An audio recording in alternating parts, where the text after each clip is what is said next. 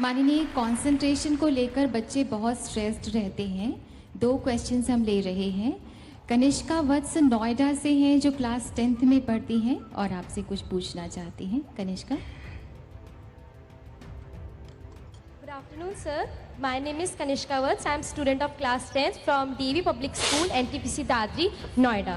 So my question is, if any student is willing to concentrate on his or her studies, but still gets distracted, so what he or she should do to concentrate more on his or her studies? Thank you, sir.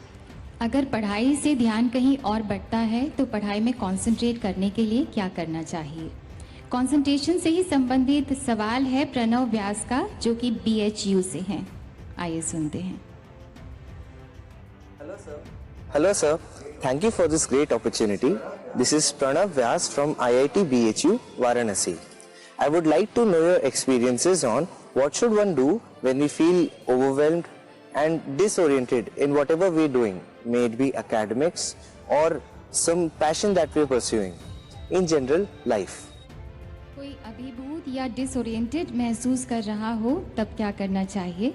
माननीय, concentration के बारे में ये जो 2 सवाल थे उनके बारे में कृपया हमें राह दिखाएं। बहुत लोगों को लगता है कि कंसंट्रेशन एक कोई स्पेशल प्रकार की विधा है जिसको हमें सीखना पड़ता है। ऐसा नहीं है।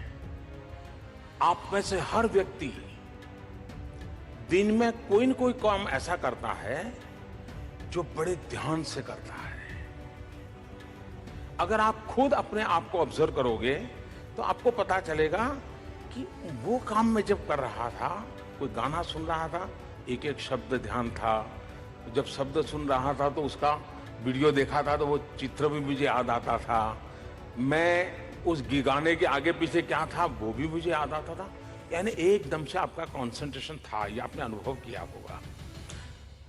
आपका कोई दोस्त के साथ आप फोन पे बात कर रहे हैं और उस समय आपका प्रिय गाना चल रहा है, लेकिन आपका दोस्त आपका बहुत अच्छा दोस्त है, फोन पे आ गया, वो गाना की आवाज चल रही है, अब तक आप गाना में उलझे थे, लेकिन एकदम से शिफ्ट होकर के उस आपके दोस्त के साथ फोन में इतने उलझ जाते हैं कि कौन सा गाना आया, कौन सा गया, क्या चल रहा है कुछ पता नहीं। माँ खाने के लिए चिल्ला रही, सुन नहीं रहे हो, आप लगे हुए हो।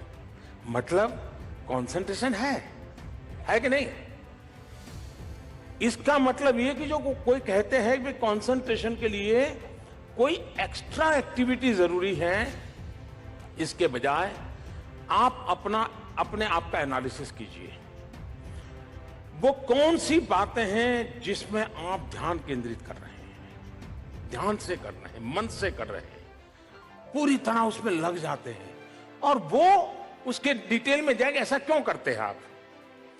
जिन कारणों से वैसा करते हो, उन कारणों को आपने पकड़ लिया, उसी को आपने अपनी रेसिपी बना लिया और चीजों में अप्लाई करना शुरू कर दिया, तो धीरे धीरे आपका कंसंट्रेशन के लिए जो दायरा है बढ़ता जाएगा और आप अनेक विषयों पर उतने ही मनोयोग से काम कर पाएंगे।